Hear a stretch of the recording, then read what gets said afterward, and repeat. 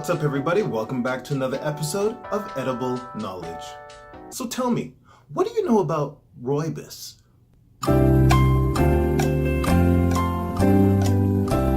Time's up. Rooibos is a 300-year-old South African herb that is harvested, dried, and can be brewed into a reddish-brown tea. Rooibos is unique in that it is indigenous to the mountainous region of Cedarburg, close to Cape Town. In Cedarburg, the temperatures can range from below zero in the winter to above 40 degrees in the summer. The plant depends on the winter rains to help them grow, and no irrigation is used during the farming process. In October, the plants produce yellow flowers. Each yellow flower produces one single seed. Those seeds are then collected by sifting through the sand. They're planted, and the whole process starts again. At harvest time, the plants are cut and tied into bundles. The bundles are sorted and then cut or bruised to encourage oxidation. The more oxygen the bundles are exposed to, the more opportunity they have to develop their essential oils. Not only that, but they develop a deeper red color. And you'll also get a richer, sweeter flavor. Rooibos only became internationally popular around the 1930s.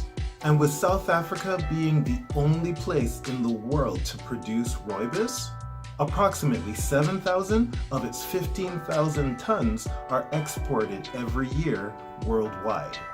They end up in places like Germany, Japan, the United States, and Canada.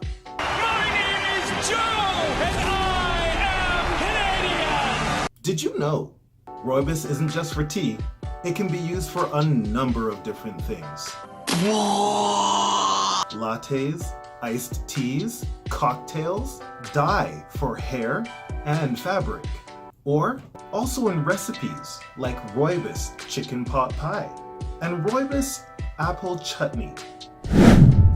Rooibos not only has a bunch of great uses, it's also great for your body. It's full of antioxidants. It helps in supporting great heart health, helps your liver, can help in calming an upset stomach, and is caffeine free.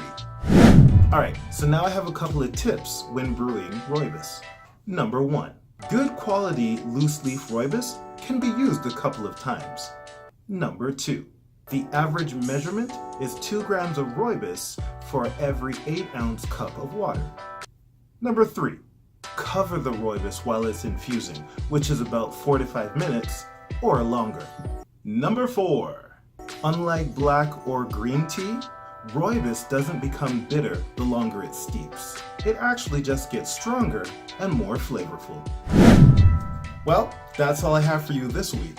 If you'd like to check out all the amazing flavors that Rooibos can come in, check out your local tea shops, or even check out my last video in my Nanaimo vlog where I go to one of my favorite tea places. I'll leave a link in the description. Don't forget to hit that like button, leave a comment below, subscribe if you haven't already, and don't forget to hit that notification bell so you always know when I upload new and interesting videos just like this one. Alright guys, it's tea time. I'll see you right back here next time on Edible Knowledge. Bye!